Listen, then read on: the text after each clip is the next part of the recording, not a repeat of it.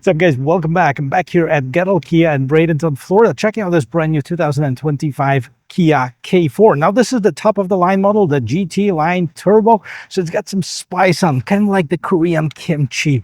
It's going to bite you, but it's not going to burn your throat. And today, I'm going to take you on a complete tour of this vehicle. We're going to check it out inside, outside, electronics, technology, capacities, and the test drive. So if you enjoy watching videos like this, don't forget to check out the rest of my channel, hit that like and subscribe button. And now let's get back to this.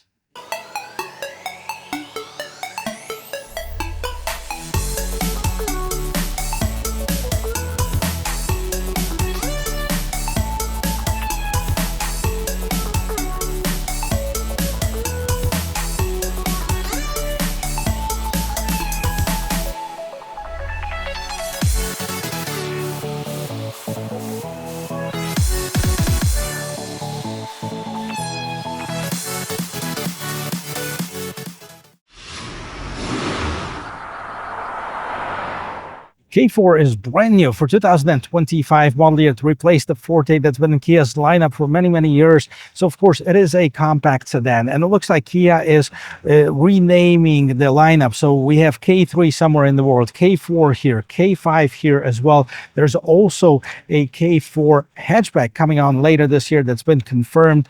And I've already done a K4 on this channel. It was a base LXS model, and truthfully I wasn't very impressed with it. Now let's see if this GT line turbo adds enough spice combination to make it exciting. And of course, let's start right here in the front end of this vehicle. If you like the color of it, they call it the wave blue. I think it's a great looking color. As far as the lights, we have the LED daytime running lamps / turn signals. They're kind of glowing this pale amber color, if we can see it on this side. As far as the headlamps itself, they're all LEDs. Very nice, very modern, very bright. And we have some shiny black trim pieces all throughout the grille with the polished aluminum trim right at the top and the polished aluminum Kia logo spelled out. Now there's some open spaces to help with cooling of this more powerful engine options, which let's see what it is. And underneath the hood, you'll find the 1.6-liter turbocharged four-cylinder engine with 190 horsepower, 195 pound-feet of torque, made it to an 8-speed automatic transmission. We no longer have available manual transmission as it was on the Forte GT, which is kind of sad. But 0 to 60, 7.1 seconds, not super impressive, especially comparing to the Honda Civic Si or maybe Mazda 2.5 turbo. We have some sound insulation underneath the hood, ugly prop sticks. I'm not sure what's going on here, because some of the cheaper models, not on the K4, but like the Soul, they have the hood struts, and here it is, you know, at $30,000. I think you'd expect that. We're going to talk a little bit more about the performance and the gas mileage when driving, and I'll definitely test out the quietness of the cabin at the end of this video.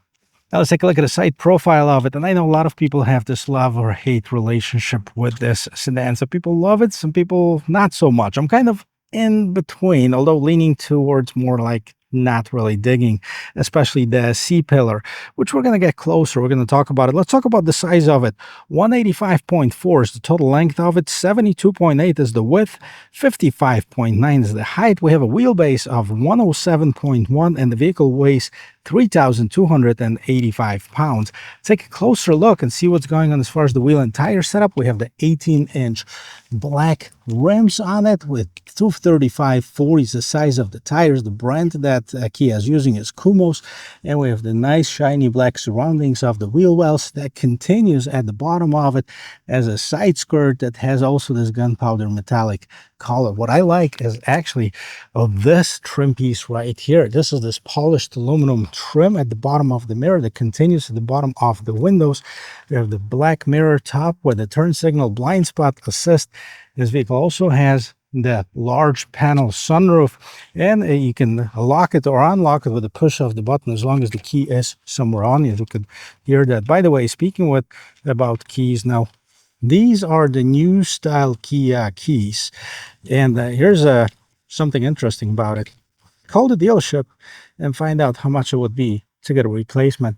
You're in for a shock, because it is definitely upward of about $500-600 to replace it. Now here's how the rear door opens. Okay, this is the door handle right here. Not quite sure. I'm not digging the design of it. Let me know what you think about it. This is, I don't know, It's kind of a strange looking one. Again, some people love it, some people hate it. Now, the new design, of course, continues right here in the back, and that kind of reminds me something in between the Carnival maybe and the Sorrento. Now we have nice lights now, visible lights. They're all LEDs, and that they have this blade light and a little trim that connects it, and that's where you can see a rear view camera. This is to open the trunk, which we're going to do right now, and the Kia logo. Now the bottom of it, no visible exhaust. We have some shiny black accents, GT line on the side. No visible exhaust.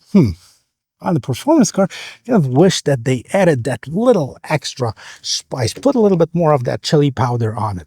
Now, a big plus, 15 cubic feet as far as the cargo storage. This is probably the biggest in its class as far as the cargo capacity. And of course, we have the 60-40 split for the rear seats, and you can, pull these levers and help you unlock the seats. Now, do we have a spare tire underneath? Yes, we do, as well as the jack and the tools to help you remove and change the tire.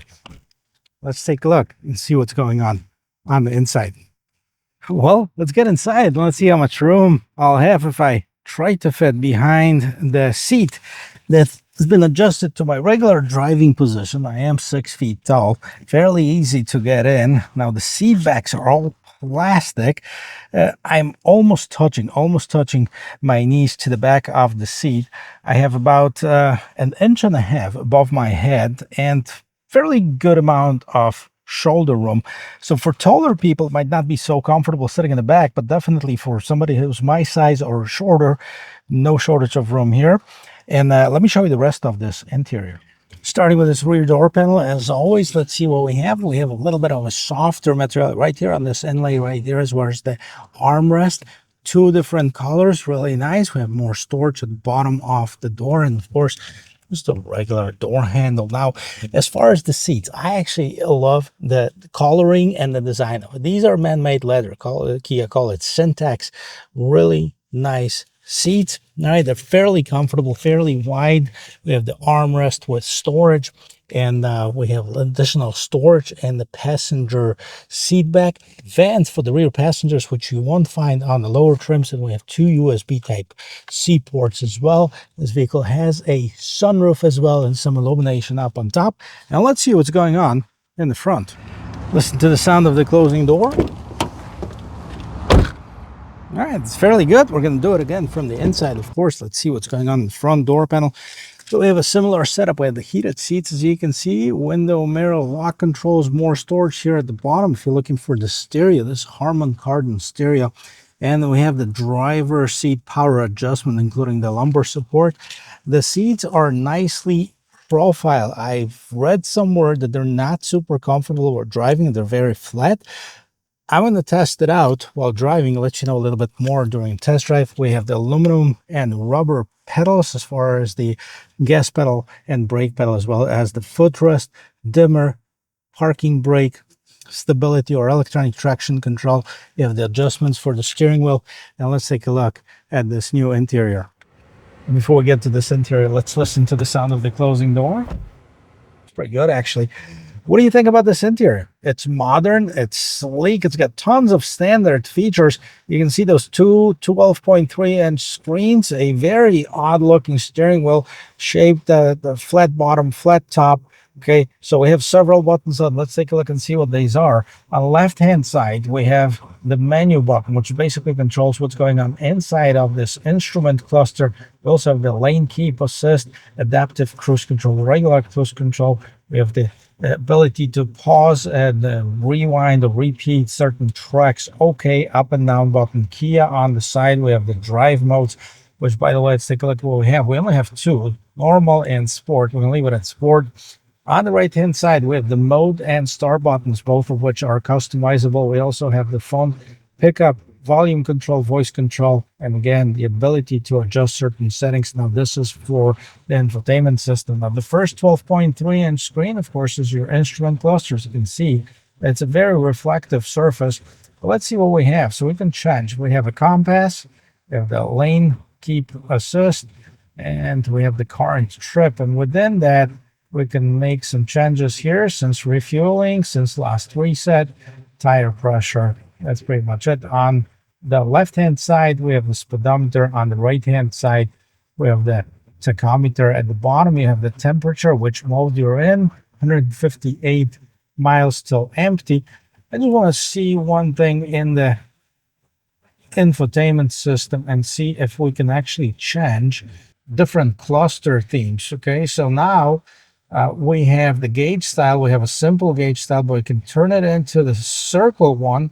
And then you have three different modes. We have style A, B, and C.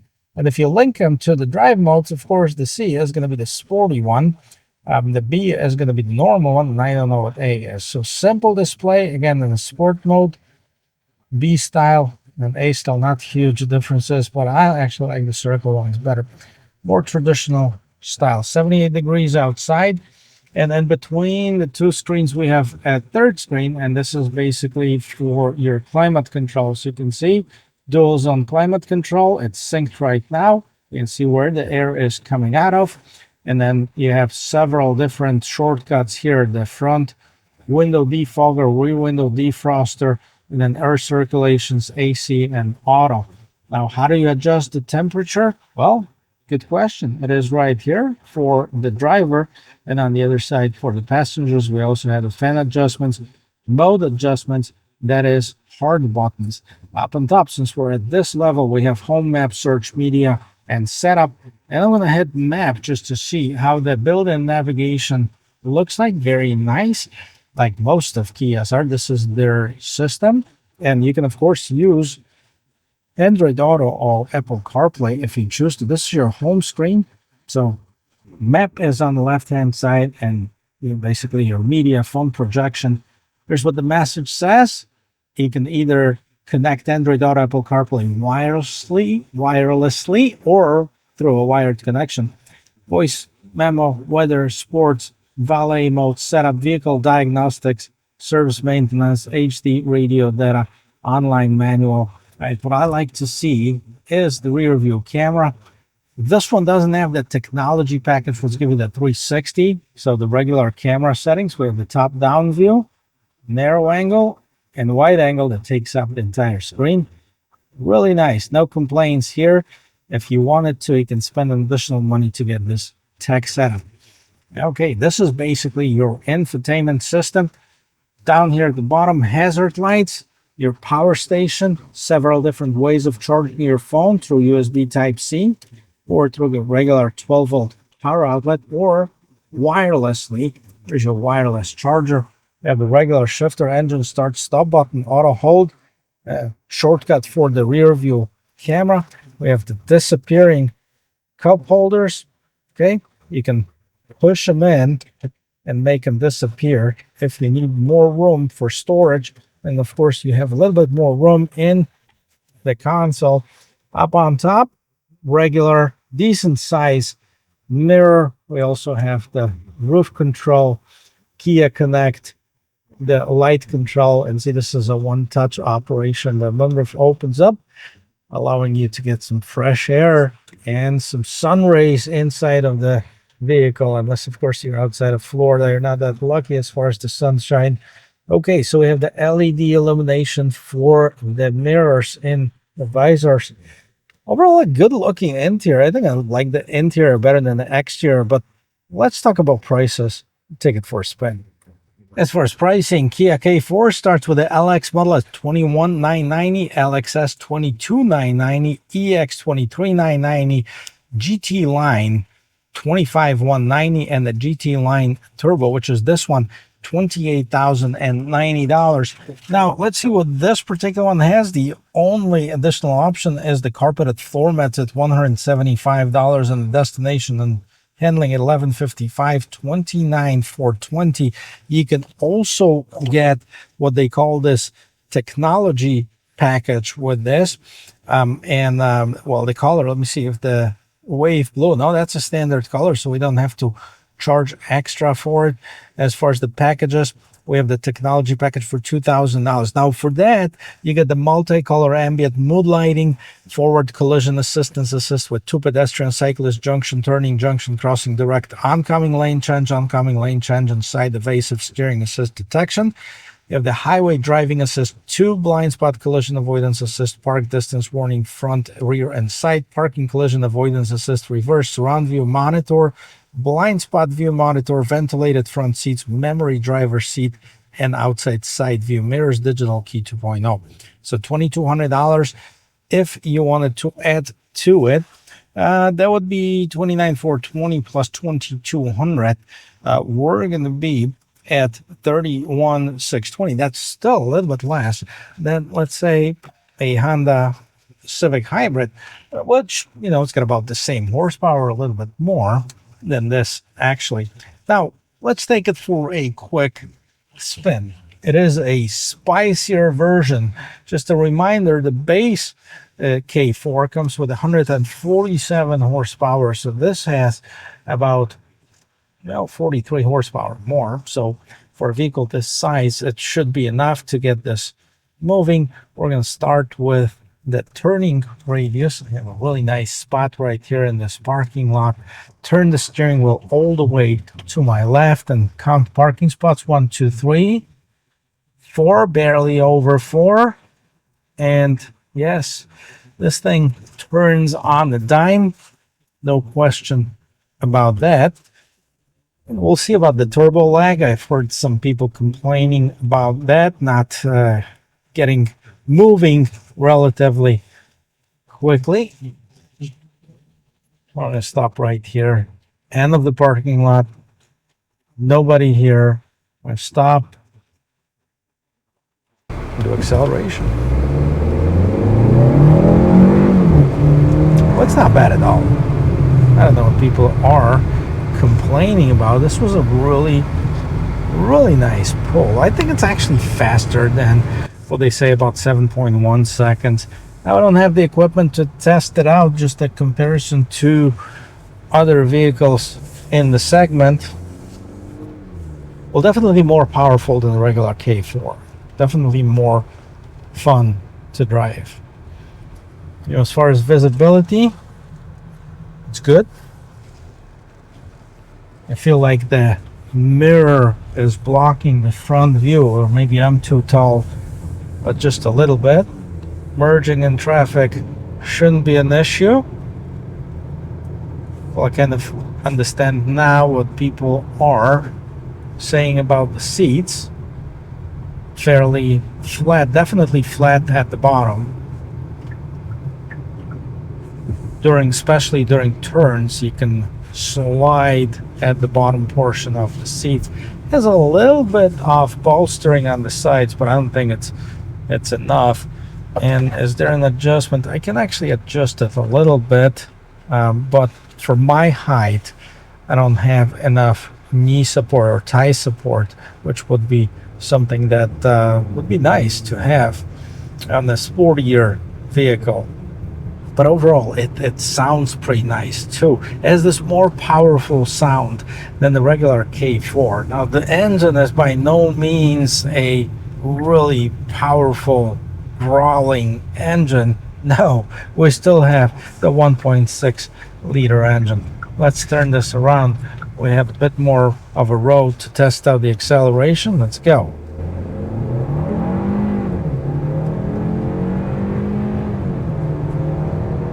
And 60. Yeah.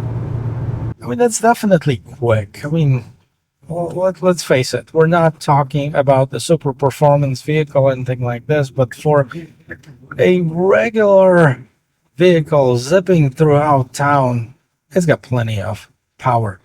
Definitely more fun than a regular K4. Kind of wish that Kia left the manual transmission as an option for those who like shifting their own gears. Other than that, I mean, I have no beef with this vehicle, maybe with the exception of the looks. I'm not sold of that C-pillar. That's just my personal opinion. Let me know what you think about it, whether you like it, don't like it, or indifferent.